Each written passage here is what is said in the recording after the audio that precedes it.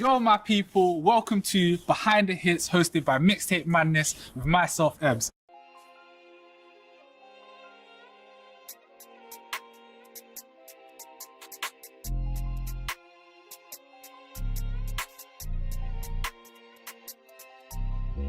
Now today, we're gonna get to know Jester Beats, a producer who is confident in his ability to be versatile and who is behind the Plugged In special involving Skengdo, AM and much more, which has just hit 10 million views. He was also involved in RD and Jordan's Daily Duppy, and not to forget the impressive US placements with Pooh Shiesty, Stunner for Vegas and Fabio Foreign.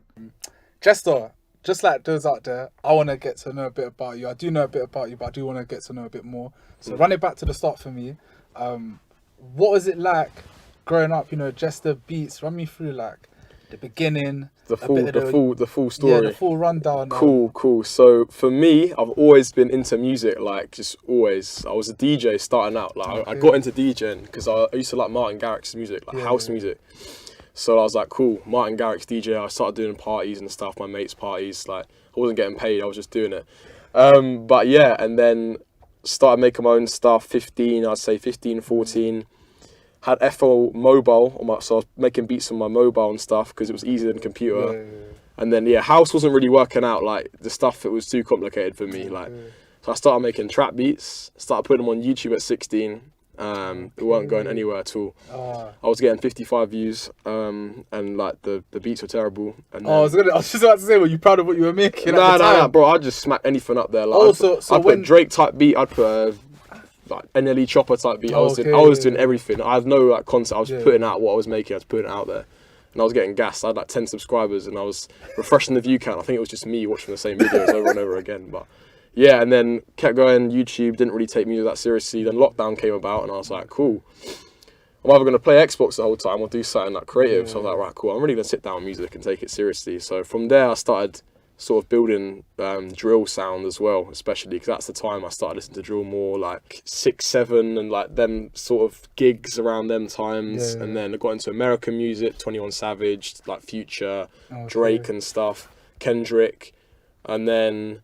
Yeah, still I always loved house though. Like house, I don't know, just like the tempo, like the in the clubs, you know, dancing, cutting the shapes. Cutting the shapes. There's nothing beats that, man. Exactly. That's kind of I find that kind of nice that was what it was like growing up, because usually for most people I meet, it's growing into hitting peak of secondary school, getting into college, and then you get either your uni days and getting into them times. But obviously you've picked that up quite early. That's I guess I've sort in my whole life I've sort of been like, I don't want to go the normal route of going through uni and stuff. Like that was the original plan, but I was like, and I always wanted to do something different. Like I'm an only child, no brothers and sisters. I always wanted to be like something different, like you know, just have my own thing going on and just and it turned out to be music in the end. So talk me through your perspective on how sound was as you was growing up, just into when you started making beats. I think sound then was more like everything was sort of experimental, like things were being done for the first time, like drill was sort of being born, even like real trap music was sort of still like being born then. Like you had crazy producers like Wheezy coming up, bringing this whole new sounds in, like you had UK producers like people like Ghost even like doing the whole new sort of drill, M1, like these guys that are shaping the whole new sort of sound. But I feel drill's definitely sped up. I feel like the tempos, everything's about getting faster, more jumpier. Trap music, I feel like nowadays from then, I think it was a lot more synth based back then. That was a more like Travis Scott, sort of like Kendrick, Drake. It was a lot of more synths and stuff, like just crazy, just weirder stuff. But nowadays I feel like it's just a bit not everything's been done, but I'd say like there's been a lot of that growth period, and now we're sort of looking about, and every new wave that happens, everyone jumps on it very quickly, and the sound sort of gets rinsed out quite quickly. Has it been a good thing the way it's evolved to the present day, or? I mean, evolution's always good, like regardless, like it needs to happen, but I feel like it's been obviously music had a crazy journey over the past like 5-10 years, even obviously its whole lifetime, but I feel like very recently, the past year, since lockdown really, I feel like people are very focused on trends and everyone jumps in the trend, but it's not long lasting. Like music, like that trend song that was a hit that was popping on TikTok like a year ago, you're not listening to that now. Like that's not coming on. You're like, oh yeah, turn this up again. Whereas music 5 years ago, that's a banger. That's going to come on. Everyone's going to know it. Yeah, this song's still a hit. I'll still play this. But music nowadays, it's sort of just, let's make a quick banger. Let's make the quick chart. Let's make the quick bag. And like longer lasting, like timeless music it's not being made as much as it used to be. When it comes to you and things being unique, aside from the fact that you like to be different in terms of sound, how do you reflect that? Like, what would you say is your trademark in your beats? Like, what represents Jester? So when I listen to Jester beat, that's people. Do you know what I mean? Yeah, people probably say how I arrange my beats, because I sort of chop them up like and create little drops all over the place. People say it's very unnecessary, which I think sometimes it is, but basically when you're in a studio or when you're part of a song and the beat goes doof, doof, doof, or it cuts out and it comes back in hard, that's the point everyone gets gassed. You know what I mean? So I thought, right, cool. I'm trying to make people get gassed and hear my beats, so let's think about this. So I just did the drops myself instead of the engineer doing it. So now I'm in the studio, an artist hearing the beat, hard. The beat cuts out, and I'm like, where's the beat going? It goes, doof, doof, doof, comes back in. They're like, what? That was hard. Like, they weren't expecting it, and they can write to certain parts of the beat. So I'd say that, how I arrange my beats, I think that's the standout thing. You arrange it in that way. Does it necessarily start like that when you're creating with artists? Because is it, let me start off with a melody, see if I get a reaction, then I go into perks. I always start with a melody. Like, in the studio session, whether I'm using a sample, like, depends who I'm with. Like, let's say I'm with a sort of wave trap artist, like someone, I don't know, let's say Nath Smalls, for example. Like, let's say that I'd be running through melodies, like guitar melodies. I'd be like, because obviously I don't play guitar, so like I can make VST guitar, but it doesn't sound as good. So I've got my guys like crazy German loop makers or something, and they've all sent me loads of guitar stuff. I'll run through the guitar melodies and say, which one do you like? Because once I've got the melody, the rapper likes the melody, it's cool. You can't really do much wrong after that. So then after that, make the perks, the drums, the bass, everything else, and then it comes to the structuring, which is very important as well. Like hook, chorus, what are we doing here? Where am I chopping the beat up? Where are we creating the moments of energy, etc., etc. So looking at the scene now, obviously not so much what is so out there and popping.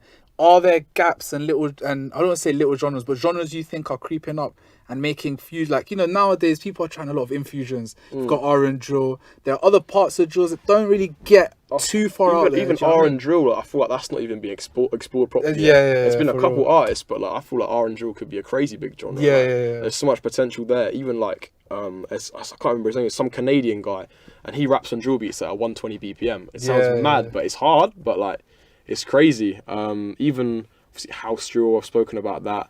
There's like sort of the pain, the sad drill, like emotional drill. There's like obviously you got the club drill. That's always going to be there. Like club drill and like the club environment. That's what drill like is for. I think like, that's the main drill. Like you go to a club and you hear like a hard hitting drill beat, you're getting gas. You're spraying bottles. You're whatever you're doing. You know what I mean? You're excited.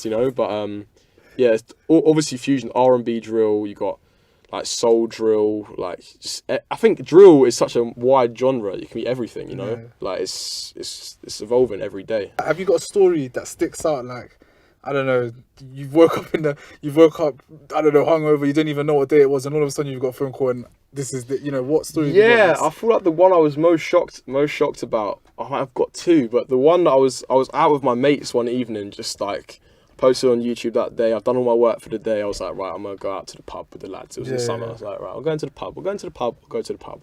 So I went to the pub. Had I was drinking a couple pints, a couple pints here and there. I was a bit had a few too many. I just get a DM or a request checking through. Mostak DM me. I was like, Mostak, what's going on here? I was like, why the hell is he reaching out to me? I was very, very confused. And he was like, yo. I was like, yo, bro. And my mate is a massive fan of Mostak. I was like, Mostak. I was like, yeah, I know, it's mad.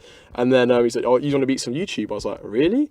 And he chose a beat which is on his album, track 13, I believe. And it was the bagpipe drill beat. I was like, that beat? I was like, really? But it was mad. So yeah, that was one I was shocked about.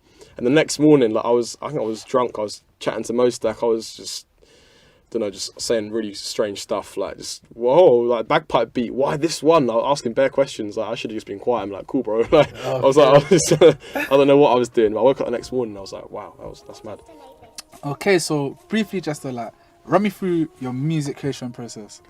Cool. So obviously, I just use my laptop. Literally, like most producers nowadays, it's digital age. Laptop. Occasionally a keyboard if you're actually creative, running some chords down, whatever. yeah, I like to do it in my bedroom mainly, but sometimes I like to go to cafes and stuff, different environments, train stations, like on the train, just try new things out. But yeah, recently I've been experimenting with the circuit rhythm. That was cool. Like, it was more hands-on experience, so it was cool to try something new. Like, it's not what I'm used to, but nice to experiment with something different that I'm not normally used to. I really got to get into the music a bit more, so it was good. Bow, that was Behind the Hits with Mixtape Madness, and I've just chopped it up with Just the Beats. I hope you lot like that. Until next time.